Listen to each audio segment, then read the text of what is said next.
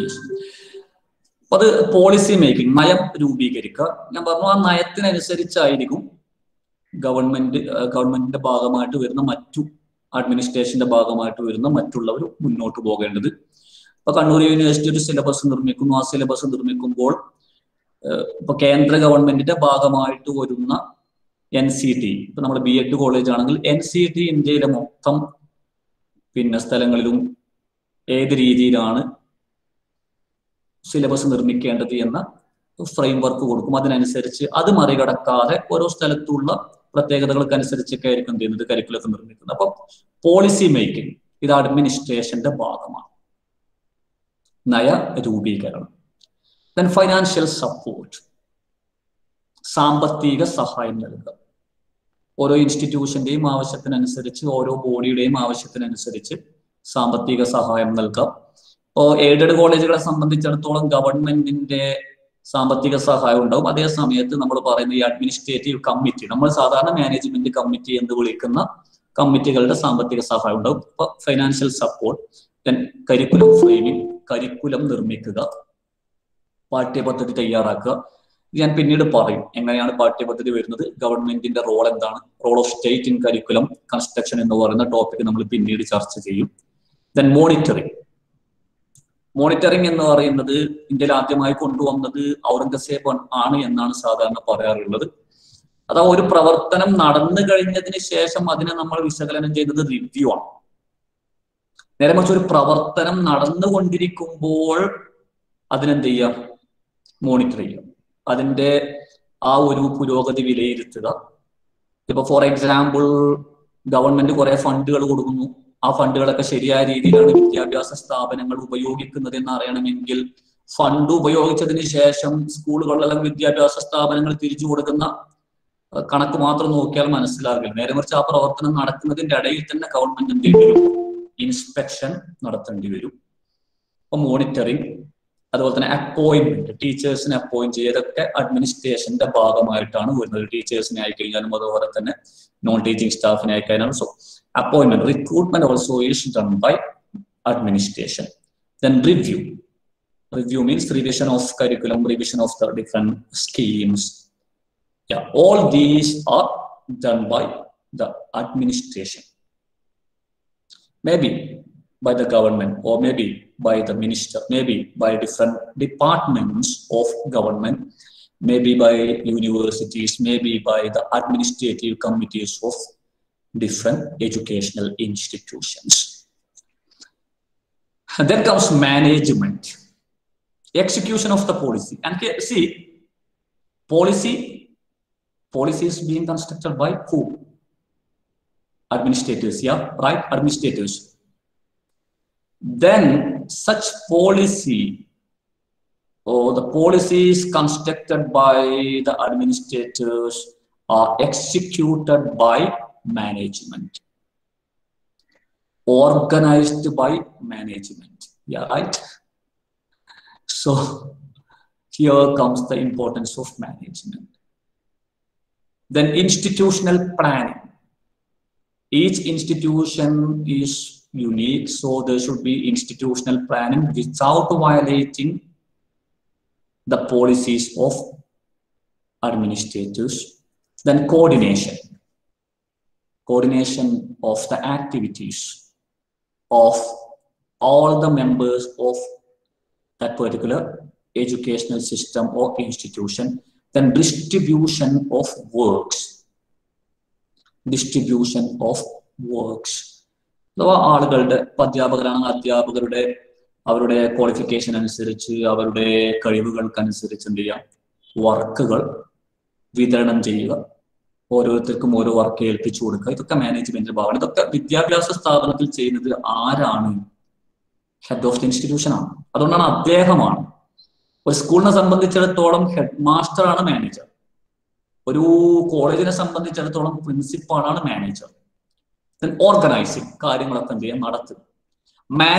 Administrators, ഭരണകർത്താക്കൾ, അത് government ആകട്ടെ, യൂണിവേഴ്സിറ്റി ആകട്ടെ, വിദ്യാഭ്യാസ മന്ത്രി ആകട്ടെ, അതുപോലെ തന്നെ ഓരോ വിദ്യാഭ്യാസ സ്ഥാപനങ്ങളുടെയും അഡ്മിനിസ്ട്രേറ്റീവ് കമ്മിറ്റി ആകട്ടെ, അവർ മുന്നോട്ട് വെക്കുന്ന നയത്തിനനുസരിച്ച്, അവർ നൽകുന്ന നിർദ്ദേശങ്ങൾക്കനുസരിച്ച്, അവര് ഉണ്ടാക്കിയിട്ടുള്ള വിധിവിലക്കുകൾക്കനുസരിച്ച് വിദ്യാഭ്യാസ സ്ഥാപനത്തിലുള്ള പ്രോഗ്രാമുകൾ, പരിപാടികൾ, ഇവന്റുകൾ സംഘടിപ്പിക്കുക, ഓർഗനൈസ് ചെയ്യുക, ഇതൊക്കെയാണ് മാനേജ്മെന്റിന്റെ ഭാഗമായിട്ട് വരുന്നത്.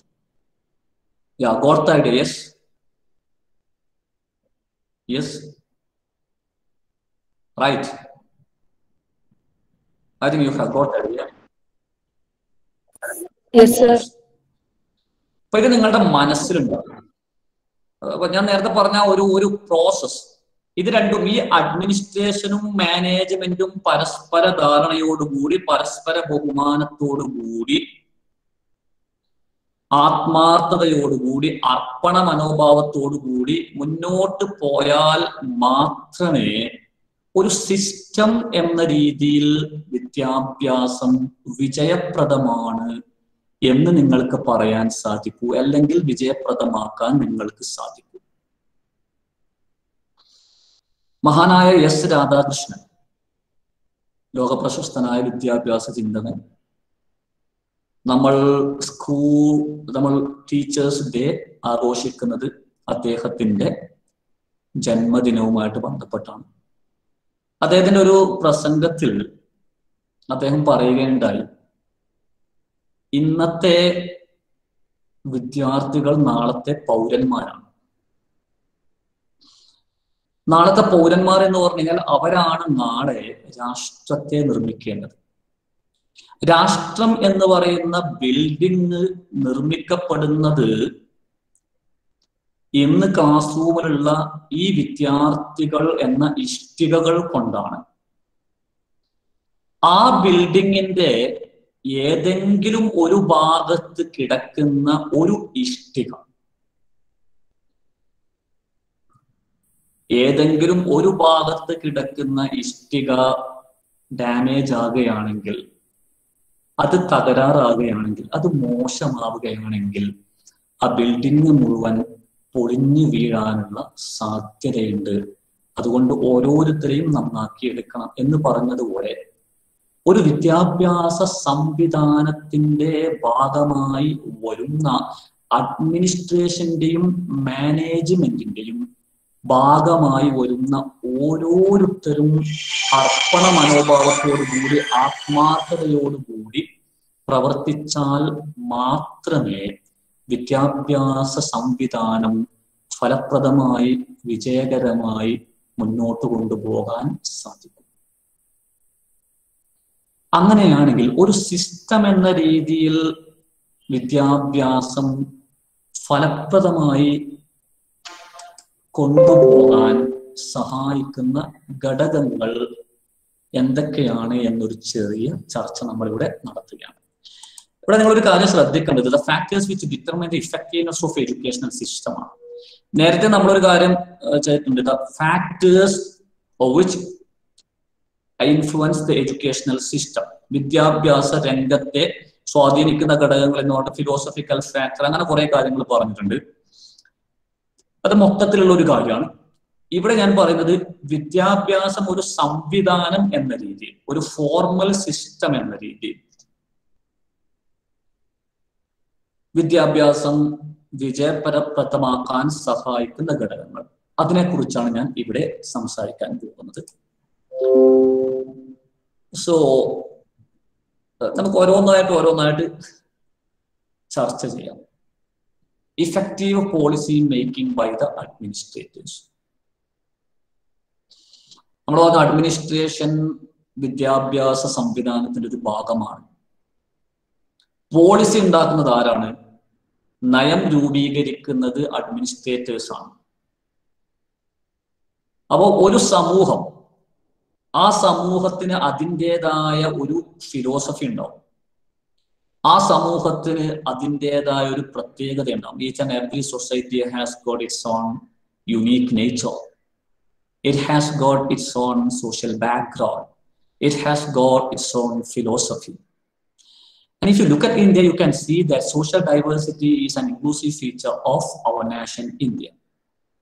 ഇന്ത്യയെ സംബന്ധിച്ചിടത്തോളം ഓരോ രാജ്യത്തിനും അതിൻ്റെതായ പ്രത്യേകതകൾ, ഓരോ സമൂഹത്തിനും അതിൻ്റെതായ പ്രത്യേകതകൾ. നമ്മുടെ രാജ്യമായ ഇന്ത്യയിലേക്ക് നമ്മൾ നോക്കുകയാണെങ്കിൽ അത് സാമൂഹിക വൈവിധ്യം എന്ന് പറയുന്നത് അതിൻ്റെ ഒരു പ്രത്യേകമായിട്ടുള്ള ഒരു ഫീച്ചറാണ്.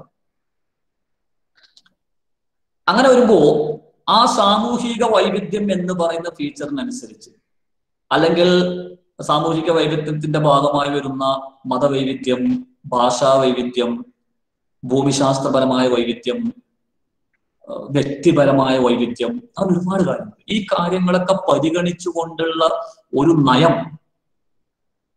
ഗവൺമെന്റ് രൂപീകരിക്കണം. ഗവൺമെന്റിന്റെ ഭാഗമായിട്ട് വരുന്ന യൂണിവേഴ്സിറ്റികൾ രൂപീകരിക്കണം.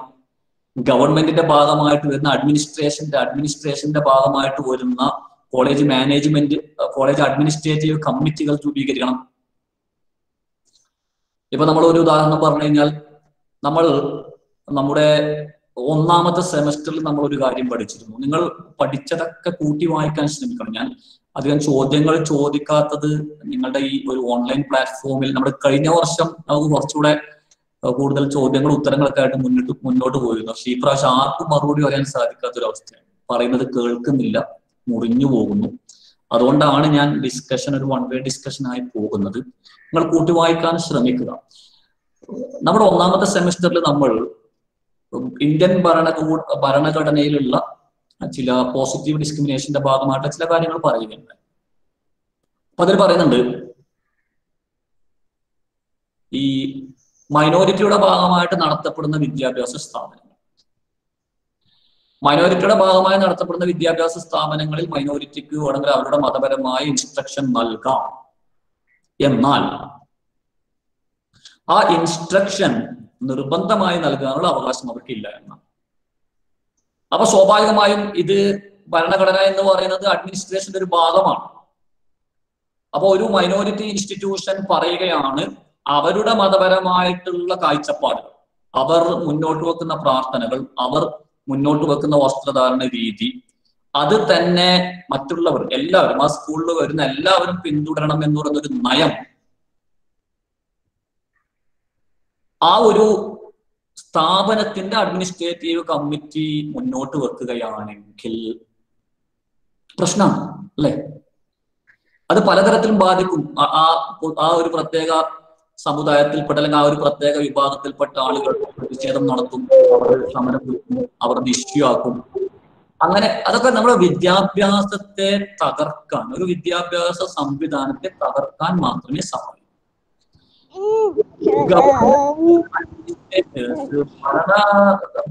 ഭരണ വിഭാഗവുമായി ബന്ധപ്പെട്ട, വിദ്യാഭ്യാസ ഭരണവുമായി ബന്ധപ്പെട്ട ആളുകൾ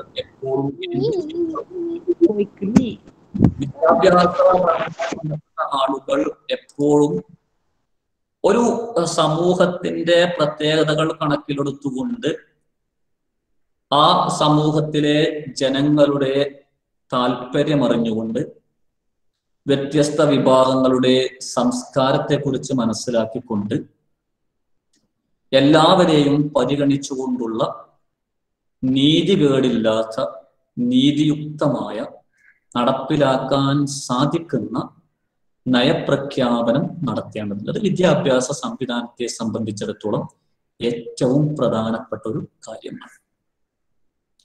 ഈ നയം, ഞാൻ പറഞ്ഞു, നയം പ്രഖ്യാപിക്കുമ്പോൾ അത് ഉട്ടോപ്യൻ ആശയങ്ങളായി മാറരുത്. Sometimes our governments look at European countries and just try to declare some policies on the basis of the policies of some other countries. And such policies may not be successful because the atmosphere in our country may be different from the atmosphere in some other countries. So effective policy making by the administrators, വിദ്യാഭ്യാസ ഭരണവുമായി ബന്ധപ്പെട്ട ആളുകൾ മുന്നോട്ട് വെക്കുന്ന നയത്തിന്റെ ഫലപ്രദത വിദ്യാഭ്യാസം ഒരു സംവിധാനം എന്ന രീതിയിൽ വളരെ പ്രധാനപ്പെട്ട ഒരു കാര്യമാണ്. Then comes a commitment of the administrators to listen to the needs of the institutions. And nowadays you can see that most of the heads of the institutions are not forwarding any proposals to the administrators just because of the fear of the technicalities. അല്ലെ, ഗവൺമെന്റിന്റെ ഭാഗമായിട്ടൊക്കെ വരുന്ന സാമ്പത്തിക സഹായത്തിലൊന്നും പലപ്പോഴും പല വിദ്യാഭ്യാസ സ്ഥാപന മേധാവികളും ഒരു പ്രപ്പോസലും കൊടുക്കില്ല, അതെല്ലാം റിക്വസ്റ്റ് കൊടുക്കുന്നില്ല. റിക്വസ്റ്റ് കൊടുക്കാത്തത് ഫണ്ട് കിട്ടില്ല എന്ന പേടി കൊണ്ടോ ഒന്നുമല്ല, മറിച്ച് എന്താണ്, ഈ ഫണ്ട് നേടിയെടുക്കുന്നതിനുള്ള ആ ഒരു തത്രപ്പാട്, അതിന്റെ ആ ഒരു സാങ്കേതികമായിട്ടുള്ള പ്രശ്നങ്ങൾ. അഡ്മിനിസ്ട്രേറ്റേഴ്സ് ഇൻസ്റ്റിറ്റ്യൂഷന്റെ ആവശ്യങ്ങൾ കേൾക്കണം, അത് ആത്മാർത്ഥമായി കേൾക്കണം. ഇപ്പോ ഈ സാധാരണ എയ്ഡഡ് വിദ്യാഭ്യാസ സ്ഥാപനങ്ങളിലൊക്കെ നമ്മൾ മാനേജ്മെന്റ് കമ്മിറ്റി എന്ന് വിളിക്കുന്ന അതിന്റെ അഡ്മിനിസ്ട്രേറ്റീവ് കമ്മിറ്റികൾ സ്ഥാപനത്തിന്റെ ആവശ്യങ്ങൾ കേൾക്കുന്നുണ്ടോ എന്ന് ചോദിച്ചു കഴിഞ്ഞാൽ ചിലപ്പോൾ ഇല്ല എന്ന് പറയേണ്ടി വരും. എപ്പോഴും എന്തായിരിക്കും, ഇല്ലായ്മയായിരിക്കും, അല്ലെ? ഇപ്പൊ സ്ഥാപനങ്ങളുടെ അഡ്മിനിസ്ട്രേറ്റീവ് കമ്മിറ്റിയോട് അപൂർവം ചില സ്ഥാപനങ്ങൾ അങ്ങനെ അല്ല കേട്ടോ, ഞാൻ പറയുന്നത് ഭൂരിഭാഗം സ്ഥാപനങ്ങളും ഒരുപാട് ഫീസ് വാങ്ങുന്നു, ഗവൺമെന്റിൽ നിന്നും ഒരുപാട് ഫണ്ട് ലഭിക്കുന്നു, എന്നാൽ ഒന്നും സ്ഥാപനത്തിന്റെ ആവശ്യങ്ങൾക്കനുസരിച്ച് ഉപയോഗിക്കില്ല. ഹെഡ് മാസ്റ്റർ ഒരു കമ്പ്യൂട്ടർ ലാബ് വേണം, ആ കമ്പ്യൂട്ടർ ലാബിൽ ഒരു 20 കമ്പ്യൂട്ടർ വേണം എന്ന് പറയുമ്പോൾ അത് കൊടുക്കില്ല. ചിലപ്പോൾ അതെന്ത് ചെയ്യുന്ന വെച്ചാൽ അത് പറഞ്ഞത് കൊണ്ട് ഒരു 3 കമ്പ്യൂട്ടർ തന്നെ ഏറ്റവും തല്ലിപ്പൊളി പിന്നെ ശരിയായ കോൺഫിഗറേഷൻ ഇല്ലാത്ത കമ്പ്യൂട്ടർ വാങ്ങിച്ചു കൊടുക്കുന്നു. നെറ്റ് കണക്ഷൻ വേണം എന്ന് പറയുമ്പോൾ ഒരു സ്പീഡും ഇല്ലാത്ത നെറ്റ് കണക്ഷൻ കൊടുക്കുന്നു, ഒരു പേജിന് കൊടുക്കുന്നു. അങ്ങനെ ആകുമ്പോൾ മുന്നോട്ട് കൊണ്ടുപോകാൻ സാധിക്കില്ല, അല്ലെ? നേരെ മറിച്ച് സ്ഥാപനത്തിൽ നിന്നും സ്ഥാപനത്തിന്റെ മേധാവിയും സ്ഥാപനത്തിന്റെ മാനേജ്മെന്റുമായി ബന്ധപ്പെട്ട അധ്യാപകരും മറ്റുമൊക്കെ സൗകര്യങ്ങളെ കുറിച്ച് ചോദിക്കുമ്പോൾ, കൂടുതൽ സൗകര്യങ്ങൾ ആവശ്യപ്പെടുമ്പോൾ, കൂടുതൽ കാര്യങ്ങൾ ആവശ്യപ്പെടുമ്പോൾ ആ കാര്യങ്ങൾ മനസ്സിലാക്കാൻ, ആത്മാർത്ഥമായി കേൾക്കാൻ, അതൊരു പേരിന് വേണ്ടി മാത്രം അവർ ആവശ്യപ്പെട്ട് ചെയ്തു കൊടുത്തിട്ടില്ലെങ്കിൽ ഗവൺമെന്റിന്റെ അടുത്ത് നിന്നും വഴി കേൾക്കേണ്ടി വരും, അല്ലെങ്കിൽ സ്ഥാപനത്തിനെതിരെ ഒരു കേസ് കൊടുത്താൽ എന്നൊക്കെ കരുതിയിട്ട് ഒരു പേരിന് വേണ്ടി കൊടുക്കുന്നതിന് പകരം ആവശ്യം അവർ മുന്നോട്ട് വെക്കുന്ന നിവേദനങ്ങൾ, അവർ മുന്നോട്ട് വെക്കുന്ന അഭ്യർത്ഥനകൾ അത് അത്യാവശ്യമാണ് എന്ന് കണ്ടു കഴിഞ്ഞാൽ അത് നൽകാൻ ആത്മാർത്ഥമായി ശ്രമിക്കുന്ന ഒരു രീതിയായിരിക്കണം അഡ്മിനിസ്ട്രേഷന്റെ ഭാഗത്തു നിന്ന് ഉണ്ടാകണം. അങ്ങനെയാണെങ്കിൽ മാത്രമേ നമുക്ക് എന്ത് ചെയ്യാൻ പറ്റും, വിദ്യാഭ്യാസം ഒരു സംവിധാനം എന്ന രീതിയിൽ വിജയപ്രദമായി മുന്നോട്ട് കൊണ്ടുപോകാൻ സാധിക്കും. Then administrators' alertness in making the curriculum unique and accurate. So I told that it is the role of the administrators to prepare curriculum. And see, curriculum should be dynamic. Curriculum should be on the basis of the trends, the latest trends. If you're teaching something which are outdated to your students, it will not be useful for them. So making the educational system more effective, administrators should be alert enough to make the curriculum unique and accurate, something new, something different. So their policy should be so. Administrators ആണ്, അവരുടെ ഭാഗമായിട്ടാണ് curriculum നിർമ്മിക്കുന്നത് എന്ന് പറഞ്ഞു. അപ്പൊ curriculum കാലഘട്ടത്തിന്റെ മാറ്റങ്ങൾക്കനുസരിച്ച് മറ്റുള്ള കരിക്കുലത്തിൽ നിന്ന് വ്യത്യസ്തമായി പ്രത്യേകതകൾ നിറഞ്ഞ ആധുനിക കാലഘട്ടത്തിന് വേണ്ടിയുള്ള കരിക്കുലം, നിലവിലുള്ള സാഹചര്യങ്ങളെ പരിഗണിച്ചുകൊണ്ടുള്ള കരിക്കുലം, ഇതൊക്കെ അങ്ങനെയുള്ള ഒരു കരിക്കുലം ഉണ്ടാണ്.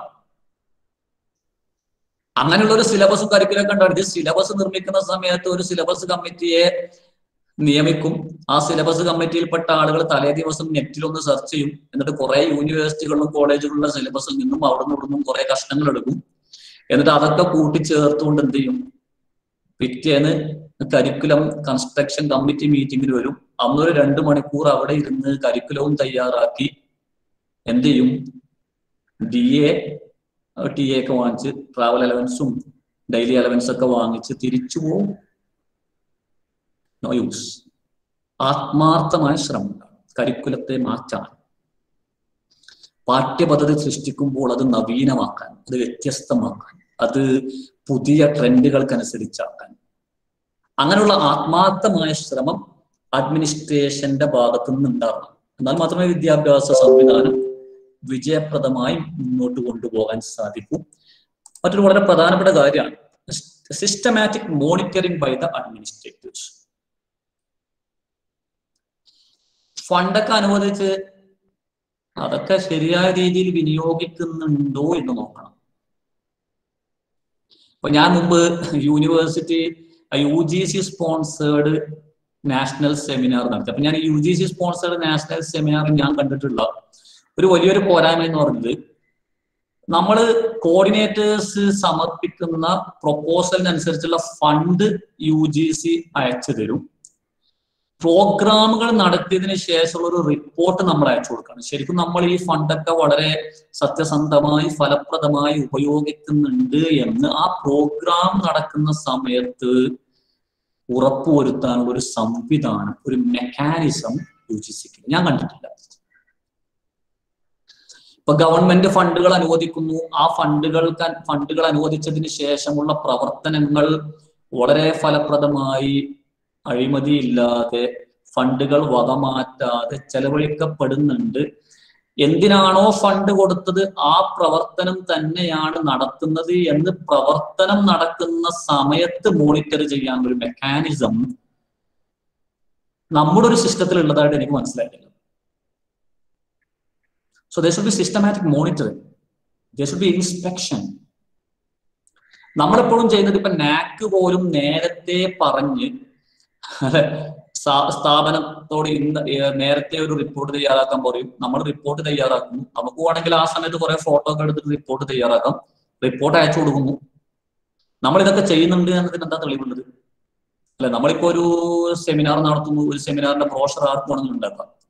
ആ സെമിനാറിൽ പങ്കെടുത്തതായിട്ട് കുറെ ആൾക്കാർ പ്രസംഗിക്കുന്നതായിട്ട് നമ്മുടെ കോളേജിലെ ടീച്ചേഴ്സ് ഒക്കെ പ്രസംഗിക്കുന്നതായിട്ട് ഫോട്ടോ എടുത്താൽ പോലെ, അങ്ങനെ അയച്ചു കൊടുത്താൽ പോലും. നല്ല റിപ്പോർട്ട് തയ്യാറാക്കാൻ, ഡോക്യുമെന്റ് തയ്യാറാക്കാൻ കഴിവുള്ള ഒരാളുണ്ട്. ആർക്കും വേണമെങ്കിലും NACന്റെ അക്രിഡിറ്റേഷൻ നേടിയെടുക്കാൻ കഴിയുന്ന ഒരു രീതിയാണ്. നേരെ മറിച്ച് നമ്മുടെ കോളേജ് അക്രിഡിറ്റേഷൻ അപേക്ഷിച്ച് കഴിഞ്ഞാൽ നമ്മുടെ കോളേജിലെ ടീച്ചേഴ്സ് ശരിയായി ക്ലാസ് എടുക്കുന്നുണ്ടെന്ന് നോക്കാൻ കോളേജിനെ അറിയിക്കാതെ പെട്ടെന്ന് അവർ കടന്നു വരണം. അതാണ് മോണിറ്ററിങ്.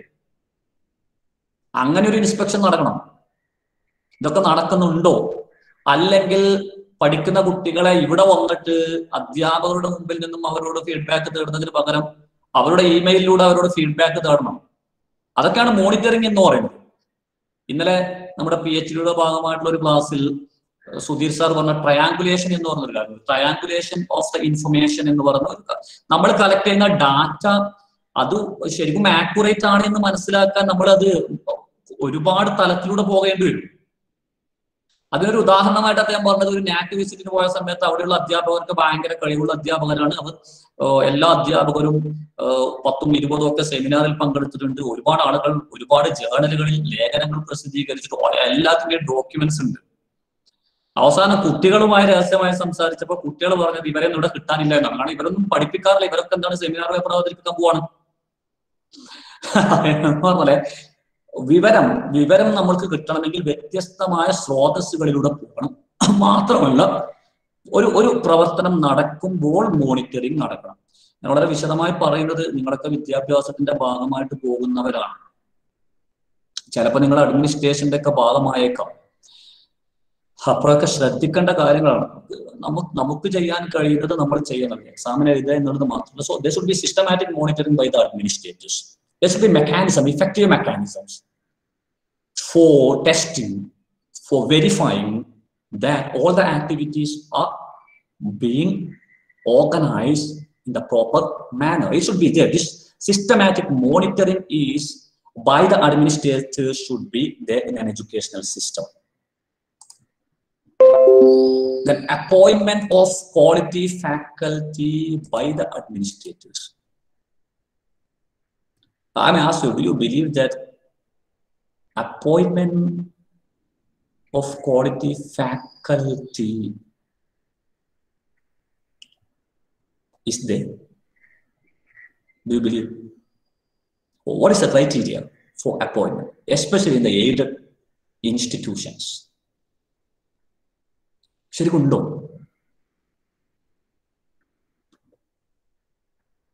ഒരു മിനിറ്റ്.